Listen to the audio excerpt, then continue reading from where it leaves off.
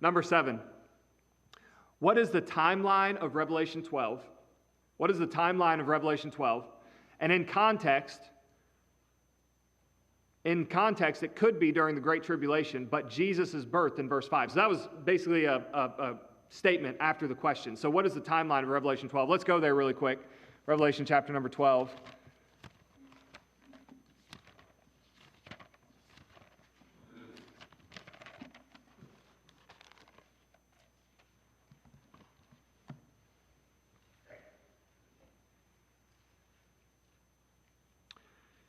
What is the timeline of Revelation chapter number 12? Let's look at verse 1 through 5. It says, "And there appeared a great wonder in heaven, a woman clothed with white sun and the moon under her feet, and upon her head a crown of 12 stars. And she being with child cried, travailing in birth and pain to be delivered. And there appeared another wonder in heaven, and behold, a great red dragon, having 7 heads and 10 horns and 7 crowns upon his heads. And his tail drew the third part of the stars of heaven, and did cast them to the earth. And the dragon stood before the woman, which was ready to be delivered, for to devour her child as soon as it was born. And she brought forth a man-child who was to rule all nations with a rod of iron. And her child was caught up unto God, and to his throne. And the woman fled into the wilderness, where she hath a place prepared of God, that they should feed her there 1,260 days." Now, the timeline in verses 1 through 5, I believe, goes back to the first coming of Jesus Christ being born into the world. Now, what I think verses 1 through 5 are doing is they are identifying for us who the woman is. So I think verses 1 through 5 have more to do with identification and not really timeline when it comes to the tribulation period. So it's identifying for us who the woman is. And who is the woman? I think the woman is the nation of Israel.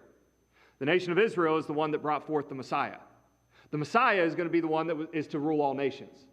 But we know, even though it doesn't mention the crucifixion, it does mention him being caught up unto God. Yeah, he's supposed to rule all nations, but he was caught up unto God. Why was he caught up unto God? Because the Jews crucified him, and then he ascended up into heaven. That's where he is today. And then verse number 6 puts us back into the time of the tribulation. So verses 1 through 5 have more to do with identification. It's identifying the woman.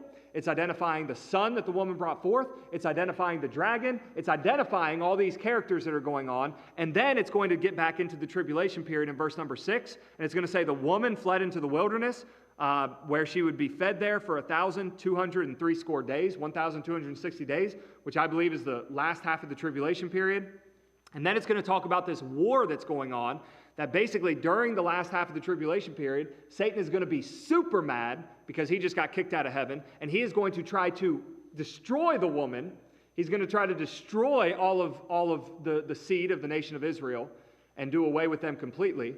And then basically it goes on to talk about this war that's happening between the dragon and the woman, and how God is supernaturally protecting the woman from being destroyed. And so I think that's the timeline. Verses 1 through 5 is dealing with identification, but I think that it does go back to help us understand who the woman is. It does go back to the first coming of Christ, and then we are inserted back into the tribulation period in the rest of the chapter, verses 6 through 17. So I hope that makes sense. And that is where I will stop today. That is where I'll stop today.